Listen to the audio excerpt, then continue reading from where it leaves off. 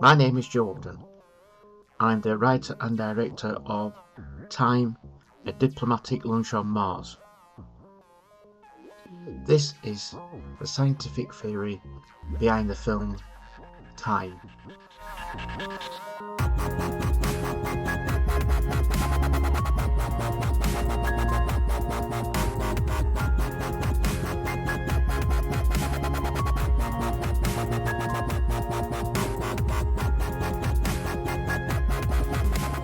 I am not, repeat, not a scientist. I'm more a philosopher, but I can tell you a little bit about time and how it works. Up there on the board I've written a Persian box. Now people say it's a complete myth. I can assure you it's not. It's also called the Yellow Book.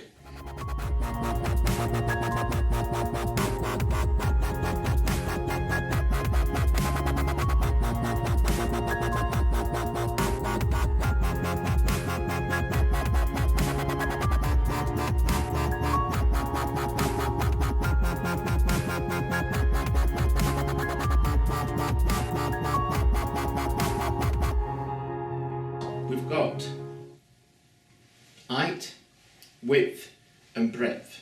We all know these things. We go forward, we come back, we go sideways, I go back, we go up and down. Fantastic. Time is a dimension also. It's what I might call the fourth dimension. Imagine time as a road heading north. Mike, in the meantime, you have a go to pull the NTA out, attach it to the ESP3, and then you're going to transmit.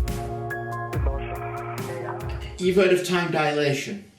It works a bit like this. I've got like a friend there. That little dot there is my friend. The other little dot is me. If we walk together up the road going north, we'll reach north at the same time. But imagine time as a dimension, a junction running north-west. At this point I get into an alien spacecraft which sets off nearly at the speed of light, whereas my friend, he carries on up the road.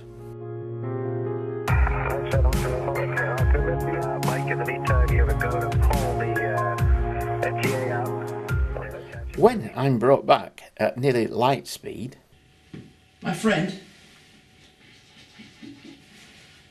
he'd be over there. I will have aged only that amount, but he will have aged right up there, aging quicker than I did in space. If you remember, in the last diagram I showed you, we had the junction where we shared the now. We'd gone from this spot right through to this spot here. The junction came up where I was taken by aliens off into space at light speed, and this is where my friend ended up here. I ended up here, so we're in a different now slice, or a now. This is a representation of the universe. This is the Big Bang. Massive. Everywhere. Everywhere you go, you're in the Big Bang now. But at the moment, for these purposes, the Big Bang starts there. Time starts flowing in that direction, time direction. I've been taken there, and that is Earth. Right. Now, at the moment, I'm standing still. Looking into a monitor. Everything on Earth is like it is now. It's straight down. I'm not moving, Earth is not moving, so we're sharing the same now. But the aliens, they don't like this. They're going, well, you know. They take me up that way, away from Earth. Sorry. Sorry, do you want to go back a bit? Right.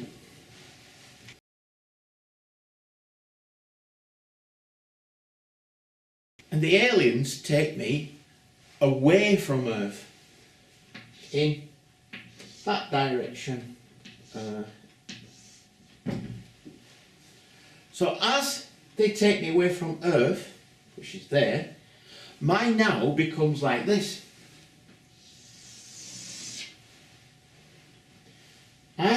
If I was looking at a monitor on the spaceship, would see the Earth, but the Earth of the past. The past Earth would be there. It would be a little bit different. There might be dinosaurs on it, there might be all sorts. If I was able to monitor it from that spaceship, Earth would be in the past. I mean, I'd be born about here, it'd be like wars, and then there'd be like, goodness knows what. Anything that happened in the past, all of it will be there. I'll be seeing that part of Earth's past.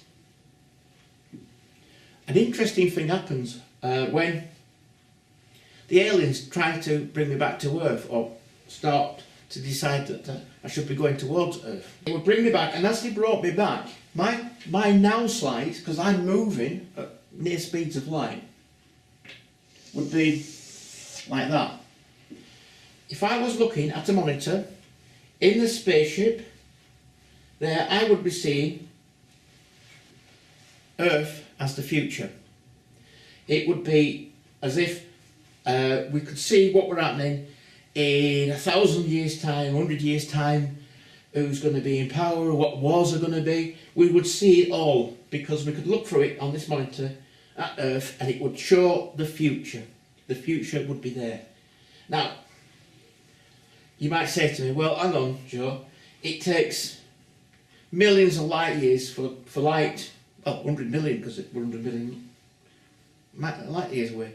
100 million years to get information from there to there. So I'd be like a really old man before I got the information.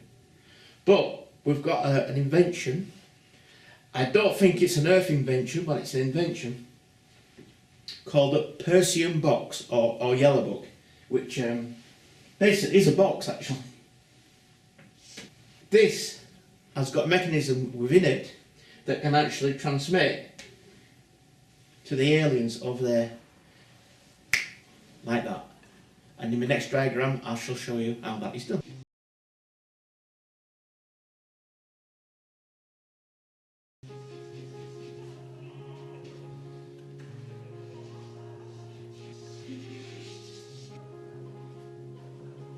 Two particles A and B are entangled. These can be protons, neutrons or photons. B is sent to one side of the universe, while A is sent to Earth. Particle C, carrying the qubit of information, is introduced to A. A and C are then entangled. Mike, in the meantime, you have a go to pull the GA out. The information qubit of C has both up and down spin. Using the Stern-Gerlich experiment, the C qubit particle is observed.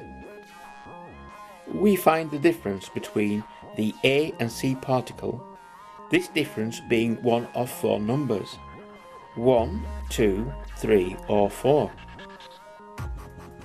If the difference is 1 or 2, we have a viable non-locality signal. But if it's 3 or 4, we have a non-locality, non-viable signal. Viable signals occur 50% of the time.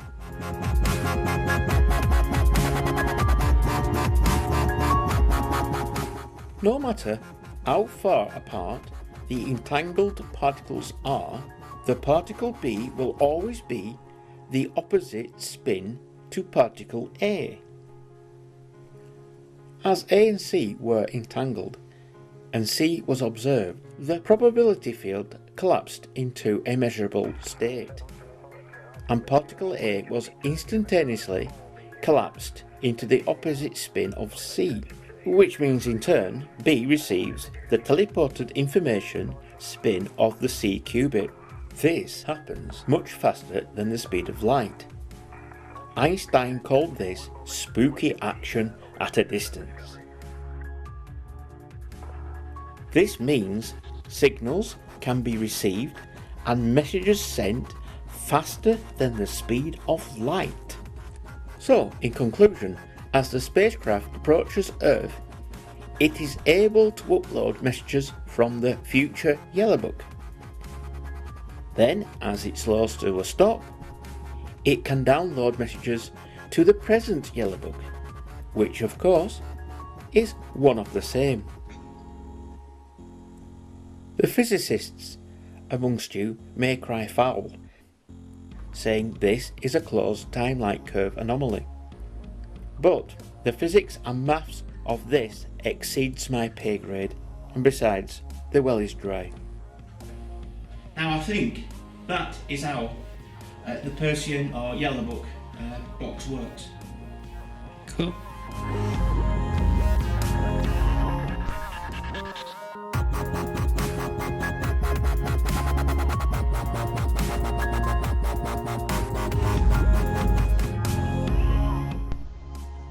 Well, there you go. The film is based on the fact that in 1979, at the Old Naval College, we were sending photons back in time to kill themselves, which is called closed time-like curves. This practice had to be stopped though, because it was causing, oddly enough, earthquakes in the whole area. Kingston upon Hull, that is, in England.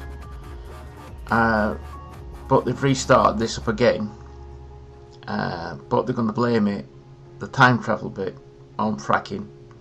So when you get bits of earthquakes happening around Britain or UK, it's going to be blamed on fracking, but it's actually they're experimenting with closed time-like curves. And there you go. Bit of Black Ops for you there, mate. Bye. Please, hands on your head, now! Oops.